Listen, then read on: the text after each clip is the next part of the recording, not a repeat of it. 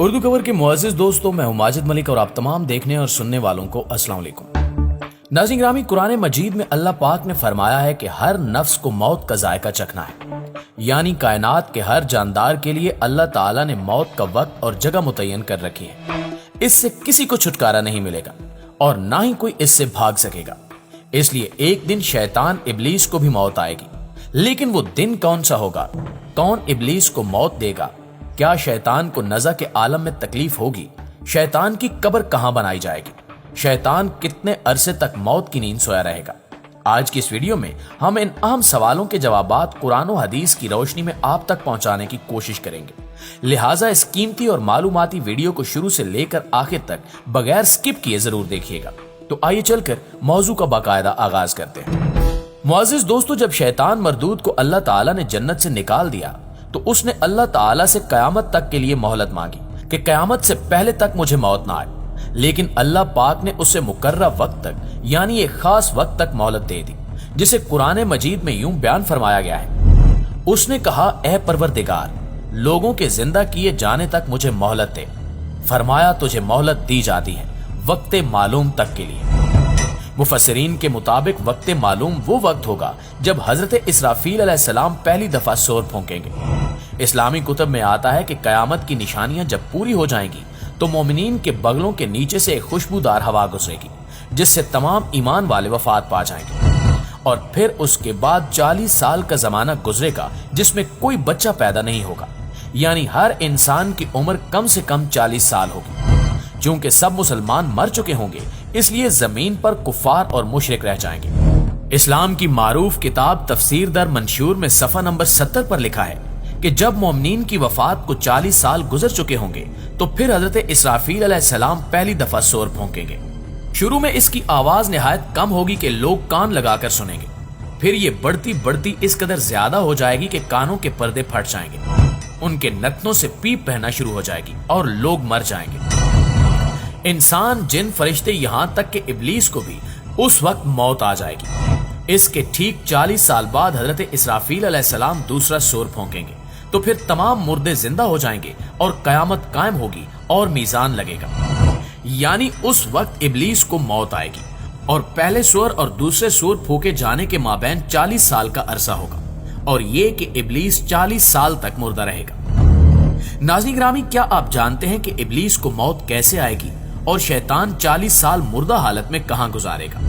इस सिलसिले में हजरत काब बिन अहबार रज़ी अल्लाह ताला अन्हु की एक मशहूर रिवायत है कि हजरत काब रज़ी अल्लाह ताला अन्हु फरमाते हैं कि जब अबुल बशर यानी हजरत आदम अलैहिस्सलाम की वफात का वक्त आया तो वो परेशान हो गए और अल्लाह पाक से अर्ज गुजार हुए कि ए अल्लाह, मेरी मौत से मेरा अजली दुश्मन बहुत खुश होगा, क्योंकि मैं मरने वाला हूँ और वो कयामत तक जिंदा रहेगा। उसी वक्त मलकुल मौत हजरत इज़राइल अलैहिस्सलाम हजरत आदम अलैहिस्सलाम की खिदमत में हाजिर हुए और फरमाया, ए अबुल आदम, आप वफात के बाद जन्नत में रहेंगे, जबकि इब्लीस कयामत तक दुनिया में रहेगा, और फिर कयामत से 40 साल पहले उसको ऐसी मौत आएगी कि वो पूरी दुनिया के इंसानों जितनी मौत की तकलीफ बर्दाश्त करेगा और फिर जहन्नुम ही उसका ठिकाना होगा। हजरत काब रज़ी अल्लाह ताला अन्हु मजीद फरमाते हैं कि हजरत आदम अलैहिस्सलाम मलकुल मौत से फरमाने लगे कि मुझे इब्लीस की मौत का मंजर बयान करो। तो मलकुल मौत ने इब्लीस की मौत का हाल बयान करना शुरू किया तो वो इतनी दर्दनाक मौत थी कि हजरत आदम अलैहिस्सलाम अपने आंसुओं पर काबू न रख सके। लोग जब हजरत काब रज़ी अल्लाह ताला अन्हु से कहने लगे कि हमें भी इब्लीस की मौत का कुछ हाल बयान फरमाए, लोगों की बेजा फरमाइशों पर हजरत काब रज़ी अल्लाह ताला अन्हु ने इब्लीस की मौत का मंजर कुछ यूं पेश किया कि अल्लाह ताला मलकुल मौत से फरमाएंगे कि मेरे गैज़ो गजब और गुस्से का लिबास पहन कर जाओ और इब्लीस की रूह कब्ज करो और इब्लीस से तमाम इंसानों और जिनों से ज्यादा सख्ती करना। जब मलकुल मौत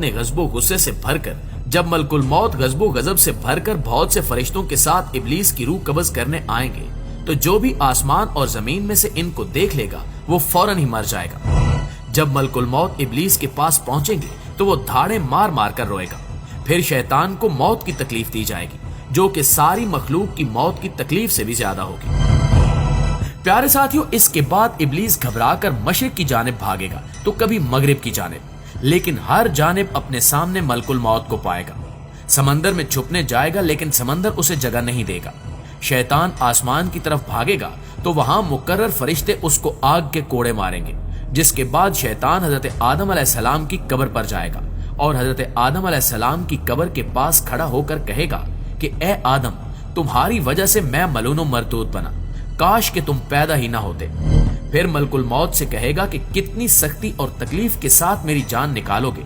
तो फरमाएंगे कि जितने लोग जहन्नुम में हैं उन सब की मौत से कहीं ज्यादा तकलीफ और सख्ती के साथ। ये सुनकर इब्लीस तड़पने लगेगा और चीखता चिल्लाता इधर उधर भागेगा और उसी जगह पहुंच जाएगा जहां उसने जन्नत से निकलने के बाद पहला कदम रखा था। वो जगह आग के अंगारे की तरह सुर्ख होगी, जमीन चिंगारी की तरह हो जाएगी, यहाँ तक कि ज़बानिया नामी फरिश्तों की जमात शैतान को घेर लेगी और ये फरिश्ते शैतान को जंबूरों और आरों से चीरेंगे। और जब तक अल्लाह पाक चाहेगा उस वक्त तक इब्लीस हालत नज़ा और मौत के गुस्से का शिकार रहेगा और वहां जहन्नुम की संडासियां लगी होंगी। इन संडासियों से तड़पा तड़पा कर जान निकाली जाएगी।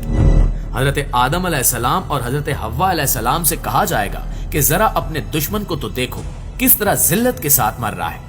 वो देखेंगे तो कहेंगे कि या अल्लाह, तूने हम पर अपनी नेमत मुकम्मल फरमा दी। इन्हीं जहन्नमी गढ़ों में इब्लीस 40 साल तक मुर्दा रहेगा और यहीं उसकी कब्र होगी। फिर 40 साल बाद दोबारा हजरत इसराफील अलैहिस्सलाम सूर फूंकेंगे तो तमाम मुर्दे जिंदा हो जाएंगे और हिसाबो किताब का अमल शुरू होगा। प्यारे दोस्तों, बेशक इस दुनिया की हर शय फना होने वाली है और अगर किसी को दवाम है तो वो सिर्फ और सिर्फ अल्लाह पाक की जाते बाबरकत ही है।